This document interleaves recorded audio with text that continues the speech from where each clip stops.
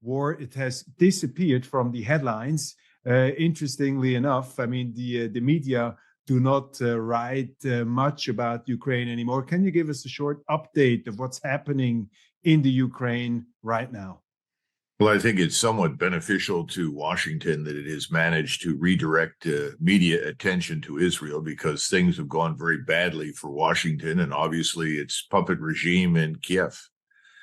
And right now, the Russians have moved forward, but at a very deliberate pace, seeking to avoid any casualties. They're making significant progress near Advika, I think is the name of the town, that has turned into something of a Bakhmut for the Ukrainian forces that are there. At the same time, they're moving north and west, I think with the objective of surrounding and taking Kharkov in the next days or weeks. All of this is being very carefully orchestrated, deliberately done. There are no mad dashes forward. And again, someone asked me, well, why hasn't Putin and the Russian military overwhelmed all of Ukraine? You keep saying they can do it. Well, obviously they can do it, but they're in no hurry to try and govern large numbers of Ukrainians. The areas that they sit in are historically Russian. And as far as the Russians are concerned, those areas from Odessa to Kharkov should be Russian again.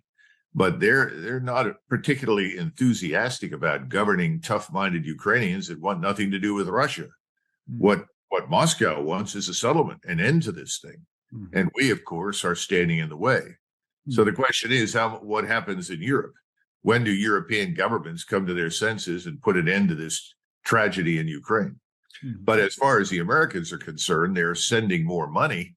But I think that's simply designed to keep this regime on life support, at least until the election, to maintain the facade that there is some element of legitimacy to it and some measure of success when there has been none. Do you see light at the end of the tunnel as far as Ukraine is concerned? Are we any step closer to an agreement due to the fact that militarily the facts are speaking more clearly every day? Not really, not in Washington. And I've said this many times. Europeans need to understand that Washington cannot end this conflict. First of all, why would Moscow believe anything we said? Why would they trust anything that we signed on to? I think this is really a matter for the states that border Russia and Ukraine, and particularly the Central East European countries. Berlin, Budapest, Warsaw, they can play a very important role in bringing this tragedy to an end. I think Paris, to some extent, can contribute, but I don't see London being any more credible than we are, given their behavior. So it's a matter of the people that live closest to this have to come to terms with the reality that this cannot go on if they want a Ukraine to exist at all. We think that half the population of Ukraine is either dead or left, moved out of the country. What kind of future does Ukraine have under these circumstances? If it's to have any future at all, it needs to end. Is the United States government losing interest in Ukraine? Are we seeing a scenario as we have witnessed in Afghanistan, where you could say in the middle of the night, the Americans ran off and just left Afghanistan? Do you see any signs that the United States have this kind of Saigon, Afghanistan scenario at the moment? Yes. And I've tried to remind people repeatedly that we and the British are quite similar in that we are primarily aerospace and maritime powers. When things don't go our way, when our mistakes have been made, we simply fly and sail away. And someone asked, what would happen in Ukraine? I said this months ago. I said, eventually it will end up like Vietnam. We'll simply leave. We'll change the subject. And remember, most Americans pay remarkably little attention to what happens beyond their borders. This is a huge problem for us. But a Spanish general staff officer once said to me when I was at Supreme Headquarters Allied Powers Europe, said, Colonel Macgregor, the United States is not a country. It's not a nation. It's a planet. You live on it. And he was absolutely correct. And this is what gets us into trouble, because Americans are concerned with what happens in their own country, which means a small, well-financed elite in Washington can steer the ship of state pretty much any direction it wants to go. And most Americans don't want anything to do with these wars or interventions or conflicts. They're happy to cheer at the beginning. They rapidly lose interest, and it's left in the hands of this small ruling elite to decide what to do. This really needs to stop in our country.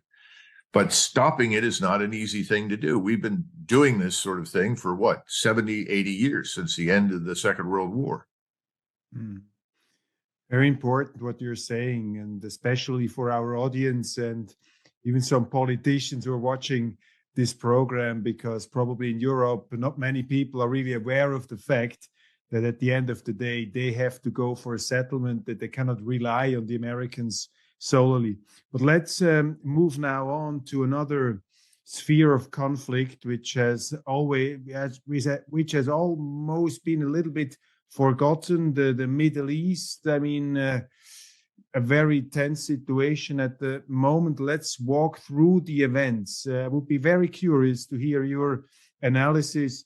Let's go back to October 7th, this heinous attack from these Hamas terrorists. From your military experience, what exactly happened on this day? Was this a terrorist attack on a new scale, something we haven't witnessed before? To me, it felt like a horror movie in reality, but you are a much more hard-boiled personality than I am. What does a military expert with your tonnage, with your expertise, say? What happened on the 7th of October? Well, I should point out that I was in Israel 3 years ago in February of 2020, and I had the opportunity, because I was a guest of the IDF Chief of Staff, to visit the Gaza front, so to say. So I saw the barriers, I saw the walls, I saw how the Israelis had constructed what I thought was a very effective and tightly organized security system. To be perfectly blunt with you, I'm somewhat surprised by the entire thing. It seems almost incomprehensible to me that the Hamas fighters could have broken through as suddenly and as easily as they did without two things. One is shameless incompetence, for which I saw no evidence when I was in Israel, or someone deliberately let them in. It's just hard for me to believe that Hamas was quite that clever, because it's very difficult in this very small area. It's only 140 square miles. The Israelis really understood what was happening inside of it. And of course, you had the Egyptians on the other side, equally concerned about what Hamas could do and its potential to destabilize the region, also providing information and intelligence to the Israelis. So I think the Israelis at some point will have to launch an investigation. In 73, you had a different situation, but a similar outcome. And ultimately, Golda Meir, with a few other senior officers, was held responsible and accountable for what had happened in 1973. Because once again, there were plenty of indicators that something was happening, and they should have prepared more effectively for it. So now the Hamas breaks through. There were 3,000 fighters. They came in several waves. 1,500 of them were eventually killed. The others escaped back into Gaza. But that's the tip of the proverbial iceberg. We think there may be 50 to 60,000 heavily armed Hamas fighters. And in some respects, if we really believe that Hamas was able to pull this off without being noticed and broke through as easily as they did, I'm beginning to think that they have set a trap for the Israeli Defense Force. In other words, let the Israeli Defense Force move into Gaza. And since the Israelis have rubbled the place, which means that you have ruins as opposed to buildings and so forth, it's much easier for the defender now than it would have been to defend a normal city. And of course, this was the experience during World War II. We found the same problem. The Germans did. The Soviets did. You didn't want to destroy the city. If you did that, the defense was infinitely more powerful than the offense. So I now think that Israel has embarked on a war of annihilation directed at Gaza. That's the best way that I can put it. And of course, many of the acts that were performed by Hamas, which were heinous and atrocious, certainly helped to sort of inspire the Israelis to a higher level of vengeance.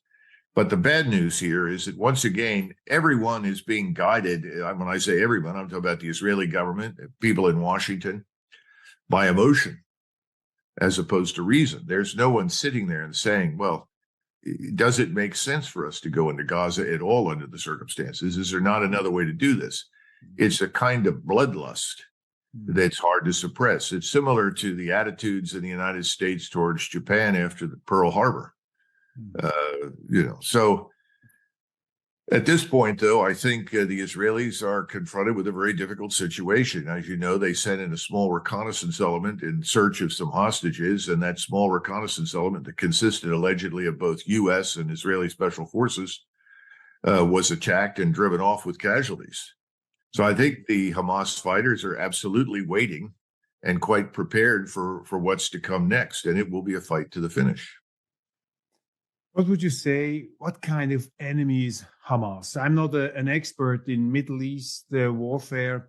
I just remember 20 years ago, we published in Weltwoche, we published the founding charter of Hamas, which was to me highly disturbing because you could read that this group is about to annihilate the Jews. I mean, they're not just talking about Israel. They say you have to kill the Jews wherever you find them. You have to destroy Israel. So it seems to me an organization which is almost motivated by biblical hate against Israel. But what do you make of this Hamas? I see that also in Switzerland, in Germany, people are sometimes not so clear about what Hamas is.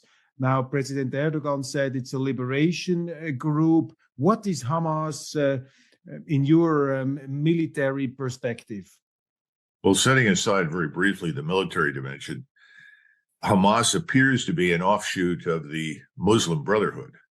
You could describe it as the armed wing of the Muslim Brotherhood. Muslim Brotherhood, of course, aspires to take over and Islamicize the world, but it plans to do that, quote unquote, peacefully, even through democratic means. In other words, if you can breed enough Muslims in Europe, then eventually you can make Europe an extension of the Islamic world as opposed to outright violence. Hamas is the violent wing of it and is dedicated to the destruction of Israel without question and any Jews who remain there. But, I don't think we should compare it to ISIS, which was a wholly different animal and ultimately founded preeminently to destroy Shia and the Shiites in the region. It then began killing everyone in sight, but the truth was that was the original objective. This is solely focused on Israel and its elimination. And that's one of the reasons why we're looking at a war of annihilation being waged by the Israelis against it. And of course, the sad part is that in this setting, there are no real non-combatants from the vantage point of the Israelis. If you're there, you're an enemy. And we ought to stop and consider that if you go back to Stalingrad, there are 2 to 3 times as many civilians in northern Gaza as there were in Stalingrad when the fighting there began. And it was not a war of extermination in Stalingrad. That's misleading. It was a terrible, terrible event, and a million Soviet casualties resulted. But this is worse, to be blunt. This is wholesale murder. And this is upsetting the Islamic world. Because remember, Mr. Erdogan spoke quite recently. He is the head of the Muslim Brotherhood. He actually heads the Muslim Brotherhood in North America. So you've now stirred a different pot, if you will. This is a very different event from what we've seen elsewhere in the Middle East. And it is inciting all Muslims, Shiites and Sunni together. And I would never have believed that you might have seen a Turkish-Iranian alliance against Israel, because those are the two historic rivals in the region. Yet that's exactly what is emerging. Mm-hmm.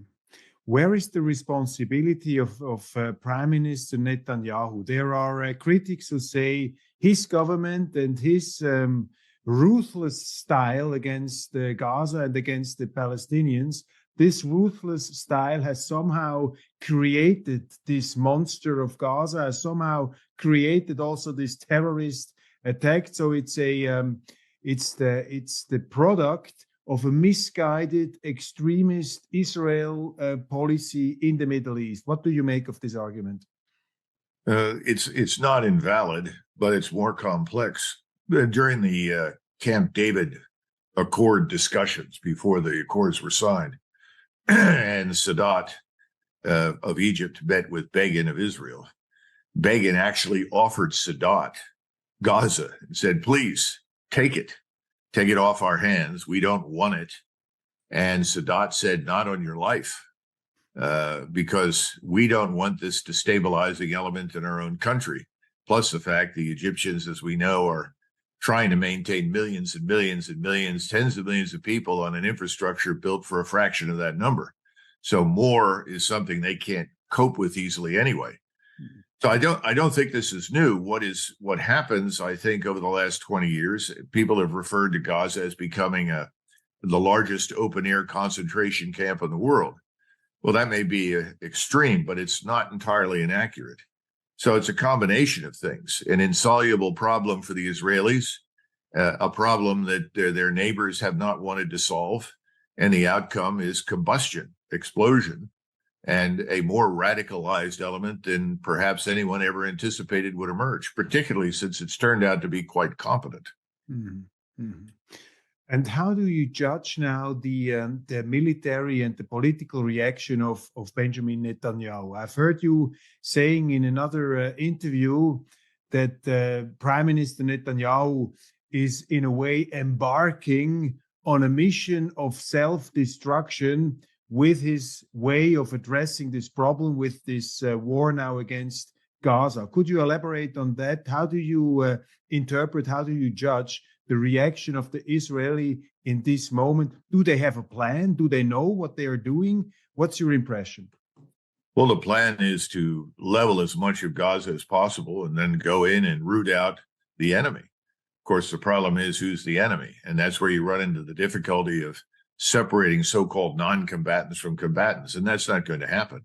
People that are staying there now who are not members of Hamas or not fighters are going to end up being killed. And I think there's something else happening with Netanyahu, who sees the criticality of revenge and leading this revenge campaign. He also has enormous power and influence in Washington, probably greater than ever in the history of Israel. And remember, Israel is another small state. Small states, when they're allied with large states, are always permanently interested in leveraging the power of the larger state in their behalf. Well, we have virtual control over events in Washington now. And Mr. Netanyahu can ask politely and get pretty much whatever he wants without question. The Congress is in his pocket, if you will. So America right now is prepared to do almost anything unconditionally for Israel. So I think his attitude is, I'll leverage this, leverage our own power, and we'll annihilate our enemies. Well, the problem is that if the enemy were only in Gaza, that would be doable, probably, even though it would be bloody and nasty. But you've got Hezbollah, and then you have the rest of the Muslim world in the Middle East, the Arab Middle East. You have Egypt, for instance, that fears a war. The Egyptians don't want a war. Neither does Jordan. Both of those states are very fragile. They're trying to hold difficult societies together. But they stand a very high probability of being dragged in. And then, of course, you have Syria, which is already split between spheres of influence, U.S., Russian, Turkish, Iranian. And then you have the Turks and the Iranians, as well as the Peninsular Arabs. They are all uniting now in their antipathy for Israel and their determination to punish it. That's the problem. And so there's not enough military power that we can apply on behalf of Israel to compensate for that danger, although I don't think Mr. Netanyahu believes that. And again, this is another failure. People tend to look at the Arab world as unchanged from 1973. 50 years ago, what happened? See, we triumphed. We were at a disadvantage. We came back and won. The Arab world today is very different. These societies are more coherent, more cohesive. New technologies have emerged, which confer far greater capability on them than they formerly had. And then, of course, you have the Turks and the Iranians. And both of those states are very powerful in their own right. The Turks, of course, have the largest army in NATO, large air forces, and the Turks have a long martial history. They're ferocious fighters. There's a lot of bitterness and antipathy for Israel in Turkey based on the killing of Turkish soldiers and civilians who tried to go in and provide Gaza with aid in the past. Mm-hmm. Then on top of that, of course, the Iranian problem. And the Israelis have sort of obsessed over Iran for years, utterly refusing any opportunity to talk or discuss anything. So here we are. We're now facing an insoluble problem. The entire region is united in its hatred, antipathy for Israel, and its determination that if Israel does not halt its war of annihilation on Gaza, that they will all engage. That may not happen all at once, but eventually it will. And behind it, the curtain, of course, is Russia. And, you know, the Israelis made a terrible mistake with the Russians. The Russians have accommodated Israel repeatedly in Syria and in the Middle East. They've had good relations, and the Israelis turned on Russia and supported Ukraine, sending Mossad over there, along with a lot of other equipment and aids, intelligence, ammunition. So Russia stands there and says, why should I help Israel? And of course, they have no reason to cooperate with us. So I would expect that at some point, Russia could easily be drawn into this as well. But again, it will not come in early, but it will come in at some point, particularly if we begin to fight with the Turks and the Iranians. Iran especially. Iran is effectively an ally of Russia. This is a terrible set of circumstances. And the analogy that I've used repeatedly, as I said, go back to 1914. And here's the British government that has never gone to war against a German-speaking country. It's had nothing but good relations with German-speaking people. And all of a sudden, it makes a decision to intervene in the war on behalf of its age-old enemy, France. If Britain had stayed out of the 1914 debacle, it would have simply been another European war. But when Britain entered it, it became a world war because, as Bismarck had warned years earlier, eventually we would be drawn in to rescue Britain, which is exactly what happened. Mm-hmm. So the point is, once we get into this as a co-belligerent, I would argue we are effectively already one, the potential for this war to rapidly widen and spread is that much greater. Mm-hmm. What a dangerous situation. Before we talk about this showdown scenario of a possible World War III, I think we have to confront this option, of course, in this very difficult situation. Just a quick question on Hamas, the last question on Hamas. I mean, I think it's undisputed that, and the people also understand that you have to fight against this enemy. Israel has said, we want to destroy Hamas. We want to destroy Hamas. This sounds absolutely reasonable. Okay, they want to destroy Hamas. Now, the question is, how do you do that?